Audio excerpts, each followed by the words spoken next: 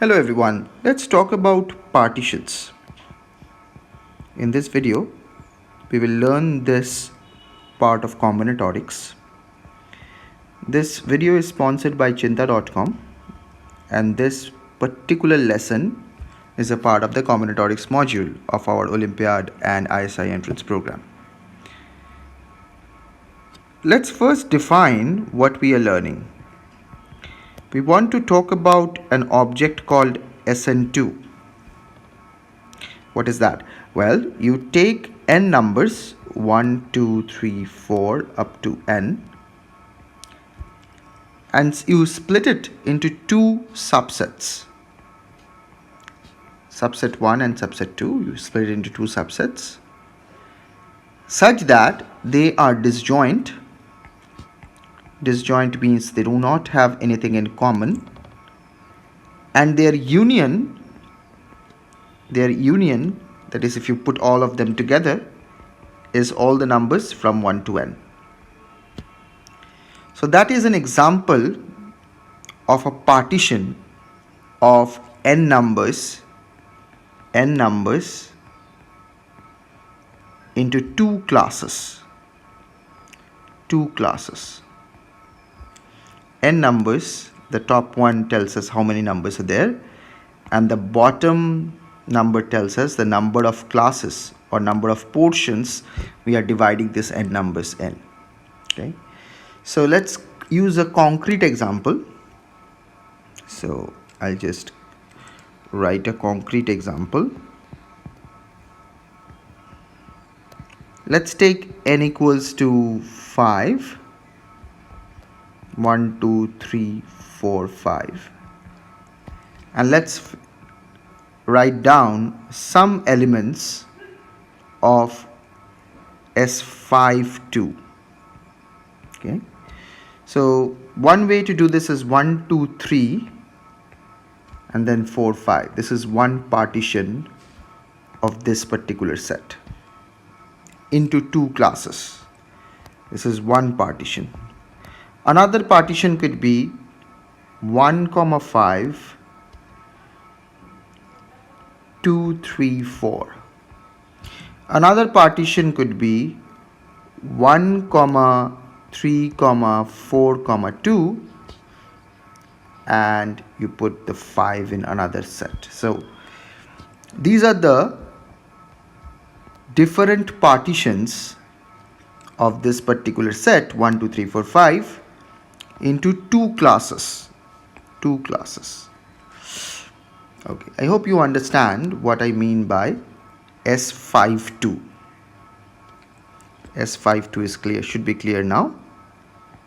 Our goal in this particular video is to compute a formula for SN2. Compute a formula for SN2. It's pretty simple, but it's also very enlightening how we can use arguments in combinatorics to do it. So let's try to solve this problem. We have 1, 2, 3, 4, 5 up to n numbers, and then imagine that there are two boxes, box 1 and box 2. Right? So the question is, how can we partition this set into two parts? Okay. So one way to do this is like this. You have the number 1. It has two places to go. So there are two choices for the first number. There are two choices for the second number. Similarly, there are two choices for the nth number. So for each one we will multiply them out. So we have 2 to the power n here. There are 2 to the power n ways to put these numbers into one of these two boxes. Okay, that's great. But there are two cases which are bad, two bad cases. What are those? The first case is where everything goes to the first box. Where everything goes to the first box. Where everything goes to the first box and the second box is empty. Then it's not a partition into two classes. And the second case is where everything goes to the second box, and the first box is empty. So that is also not a desirable case. So we subtract the two bad cases.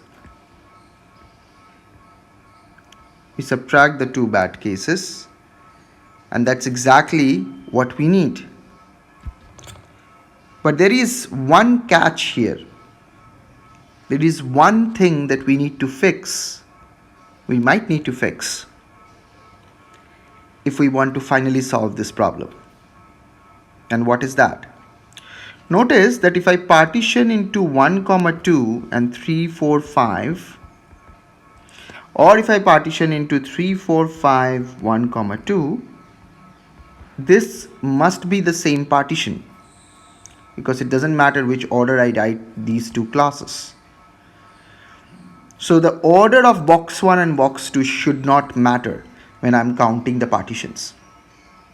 So taking that into consideration, can you modify this expression to give the final value? Okay, so think about it. Put a comment in the description with the final answer. It's just one step away. You have to slightly modify this particular expression and you'll get the final answer. Also, can you compute SN3? Can you give me a formula for SN3? Put a comment in the description with that. And I will also share this particular notes in a link in the description so that you can use it. Okay? Take care and keep on doing great mathematics. I'll see you in the next one.